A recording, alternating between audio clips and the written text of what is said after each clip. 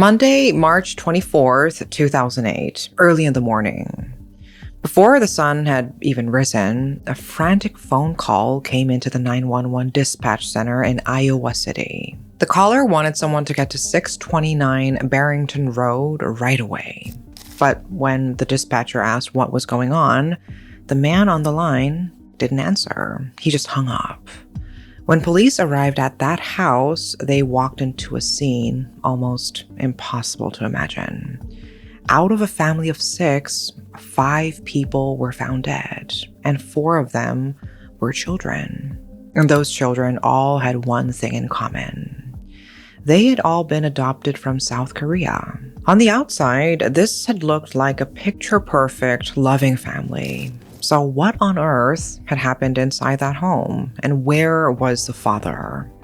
This is the story of the Iowa City Sueppel murders.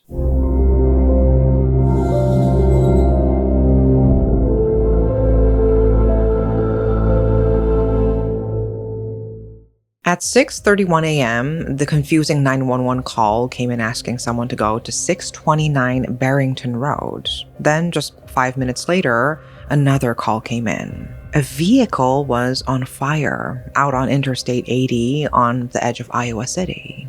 According to the caller, a car had slammed into a concrete pillar and burst into flames. Firefighters rushed to the scene, but the driver was already dead, his entire body badly burned. Both the car and the body were so damaged by the fire that identifying the driver was going to take time. At that same moment, officers arrived at 629 Barrington Road. It was a good-sized single-family home, one of the nicer ones in the neighborhood. They rang the doorbell over and over, but no one answered. So they decided to go in through the back. There was a swing set in the yard for the kids, and through the windows you could see toys scattered all over the floor. It looked like an ordinary family home, one with several children. But when the officers stepped inside, they didn't hear the pitter-patter of tiny feet. They were instead met with an eerie, heavy silence. Tense, they began searching the house, and in a small toy room, they found a little girl. It was too late to save her. She had been beaten to death. They went to the bedrooms and found 4 more bodies. 5 people dead in a single house. Their identities came out quickly. They were 42-year-old Sheryl Sueppel and her 4 adopted children. 10-year-old Ethan, 8-year-old Seth, 5-year-old Mira, and a 3-year-old Eleanor. All 4 kids had been adopted from South Korea, and every one of them showed signs of having been badly beaten with a blunt object. 5 out of 6 family members had been found here, so where was the 6th? The children's father, 42-year-old Stephen Sueppel. He was nowhere to be found, and his car was gone. He was the main suspect from the very start. Officers put out an alert and ran the plates. The city held its breath. Early alerts called the incident a shooting and warned that there was an active shooter on the loose, a man in his 40s driving a tan minivan. Schools locked their doors. The University of Iowa sent out warnings to students and staff. The whole community braced for a killer who might still be out there. Except he wasn't. The car that had burned on Interstate 80 that morning was Stephen's. The missing father had been located, and he was already dead. 2 911 calls, 6 deaths. That left just one question. What in the world had happened inside that seemingly happy home that night? Everything the officers found inside the house spoke to how close-knit this family had been. The swing set, the toys, the care that was woven into every corner of the home. There was nothing to hint at the possibility of a tragedy like this. The father, Stephen Sueppel, came from a well-respected family. His father was a partner at a well-known Iowa City law firm, and one of his brothers practiced law there too. Stephen, though, took a slightly different path. He studied business and started his career at a bank. People who knew Stephen remembered him as funny and easygoing. He loved sports. On his days off, he played basketball, tennis, golf, and even went fishing. And in 1985, at a little bar, he met Sheryl and fell in love. She'd studied education in college, and she was a warm, affectionate person who absolutely adored children. After 5 years together, they got married. At the time, Sheryl was working as an elementary school teacher, and Stephen was steadily building his career at the bank. The couple wanted as many kids as they could have, but years went by and they'd had no luck, so they decided to adopt. That's when they ran into a concern. In the US, birth parents often retain certain rights over a child, even after an adoption, asking for regular visits or placing other conditions on the arrangement. The couple wanted to raise their children entirely their own way, so they chose international adoption. They decided to adopt from South Korea. And it's worth pausing on what that choice actually meant back then. In the late 1990s and early 2000s, adopting from Korea meant a clean break. A child's ties to their birth family were cut completely and permanently before they ever left the country. There was no revocation window, no contact, no one who could ever come knocking.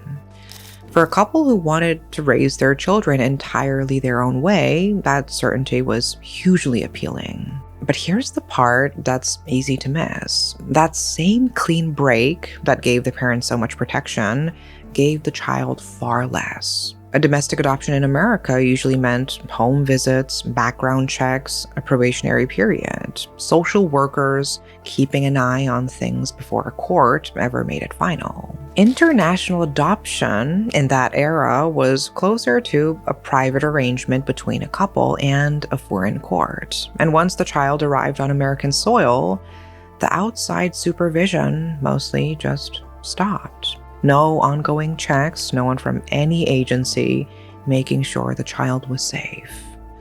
It was through this system that they brought home their first child, and it seems like they did try to do their best. They worried that a single Asian child would feel isolated growing up alone in a neighborhood that was overwhelmingly white. So, over the next few years, they adopted 3 more Korean children. That's how Stephen and Sheryl became the parents of 4 kids from Korea. As time went on, the children naturally developed distinct personalities. The oldest, Ethan, was a steady, mature kid who loved playing golf and soccer with his dad. The second son, Seth, was a sweet boy who loved taking care of the rabbits in the garden. Their third child, Mira, was a bundle of energy and a bit of prankster. And the youngest, Eleanor, was a bright, smiling little girl who loved her princess dresses so much she wanted to wear them everywhere. Stephen and Sheryl poured everything into raising their kids. Sheryl even quit her teaching job to focus on them full-time. And they wanted to make sure their children never lost sight of their roots. So they hired a private tutor to teach them Korean.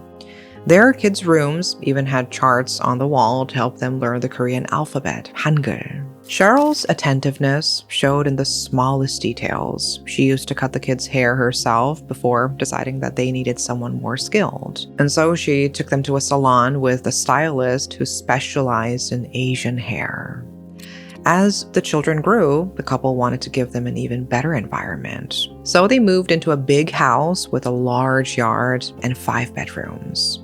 The Sueppels went to church together every week, and they were big on charity. They gave generously to their kids' school, their church, and the hospital. On each child's birthday, they'd even send a donation to an orphanage back in Korea. From the outside, they looked like the perfect family, like people who actually took action and did good in the world. The calm before the storm was Sunday, March 23rd, 2008, Easter Sunday. That morning, the whole family got dressed up in their best clothes and showed up for the Easter service at St. Mary's Church. Both sets of grandparents were there too. Everyone would later say the same thing. They didn't notice anything unusual about anyone's behavior that day. Around 8 o'clock that evening, a family friend stopped by the house. The mood was warm and friendly, and the friend even saw one of the children. But again, there wasn't a strange feeling. There were no red flags at all. That visit turned out to be the Sueppel family's last happy moment together, because by the very next morning, they'd all be dead. On the kitchen table, police found a handwritten letter left by Stephen. Running several pages, the letter laid out exactly what had happened in that house that night, and by piecing it together with the voicemails Stephen had left behind, investigators were slowly able to reconstruct the tangled sequence of events. It was the record of a horrifying night. The timeline goes back to around 11:30 p.m. on March 23rd. They'd gone to the Easter service, seen off their friend that evening, and now everyone was asleep. And it was then that Stephen picked up a baseball bat and used it to beat his wife to death in the upstairs bedroom. The woman he'd spent years with, gone. Right after that, Stephen made a phone call. He called the law office where his father and brother worked and left a message saying, in effect, that his family was in heaven. By this point, Sheryl was already gone, but the 4 children were most likely still alive. That horror was yet to come. Stephen's letter spelled out what came next. At some point, he loaded all 4 children into the family van parked in the garage. He was trying to end their lives and his own with carbon monoxide poisoning, but it didn't work, so he changed course. He brought the children back inside the house. And what came next is almost too hard to put into words. Stephen sent his youngest, Eleanor, to the toy room and sent the other 3 to bed. Then, one by one, he killed them with a bat. Police would later recover 2 baseball bats from inside the house, the weapons he'd used on his own family. The autopsies later showed no defensive wounds and no sedatives or drugs of any kind in their systems. He hadn't drugged them. They simply never had the chance to fight back. Their father, one of the only people in this world that the children could have looked to for protection, was the one who brutally ended their lives, one by one. Mira was just one day from her 6th birthday when her time in this world was cut short. At 3:45 a.m., after murdering his children, Stephen called his old workplace, the bank.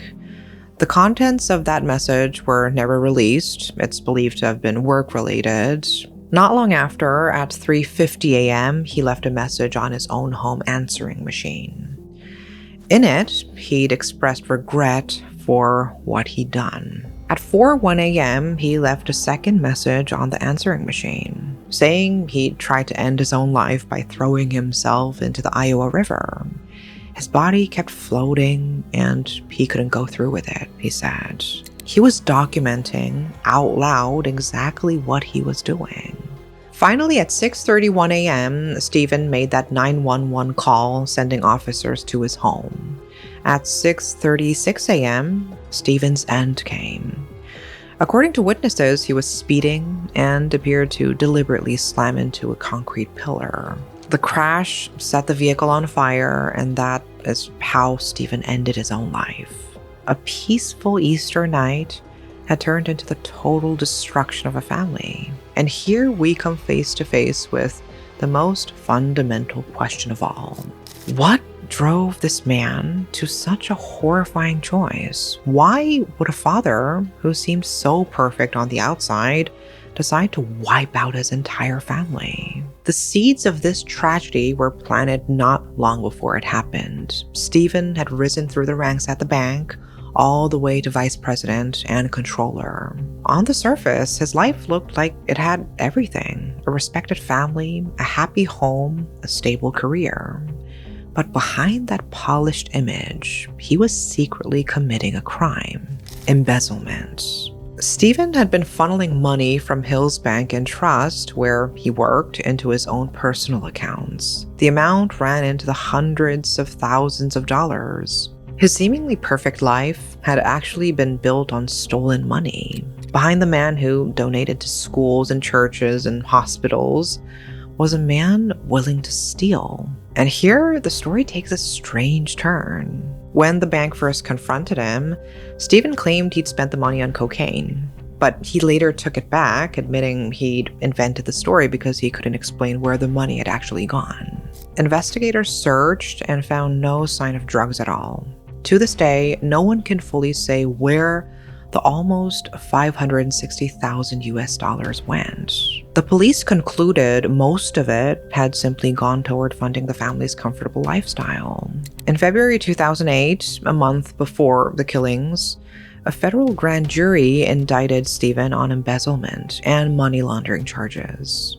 At first, he pleaded not guilty, but investigators say he did in fact admit to moving the money into his personal accounts.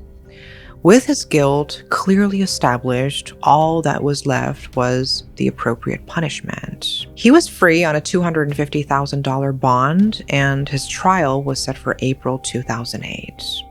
So how were he and his wife holding up under all this? Remarkably, the couple showed no outward sign of strain. After the bank fired Stephen in the fall of 2007, it was Sheryl who went back to work to keep the family afloat. The woman he killed was the one holding everything together through his disgrace. Stephen, meanwhile, took a job at a local company. The family went to church as usual and showed up at gatherings. They didn't even let her children see that anything was wrong. But inside, Stephen was falling apart. He couldn't face the consequences of what he'd done. He became consumed by the thought of what would happen to his family once he went to prison.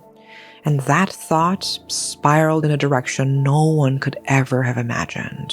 He arrived at a monstrous, cowardly conclusion that he would kill himself and take everyone with him.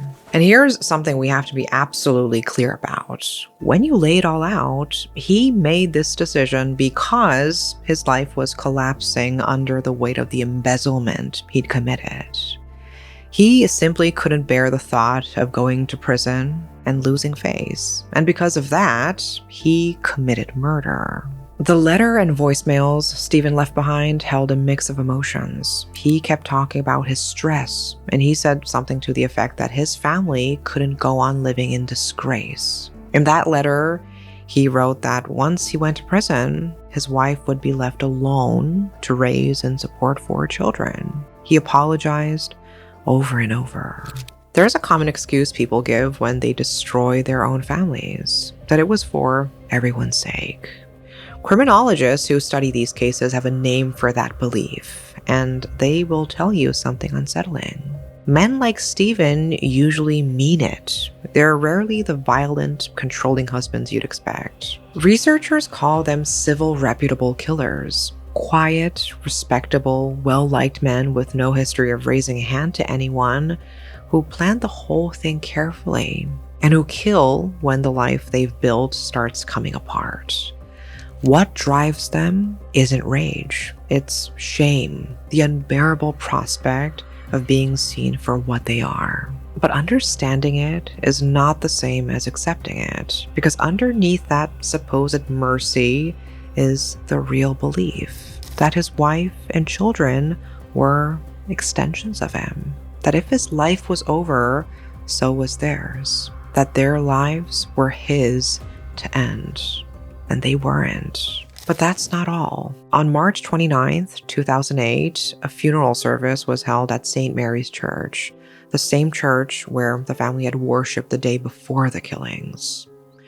Around 1,000 people attended, but that funeral included Stephen, the man who had killed them all. The church's decision to grant a Catholic funeral for a man who had murdered several people sparked serious controversy among local Catholics and scholars. The priest spoke of the scourge of mental illness and told the mourners that whatever Stephen had done, he had loved his wife and children.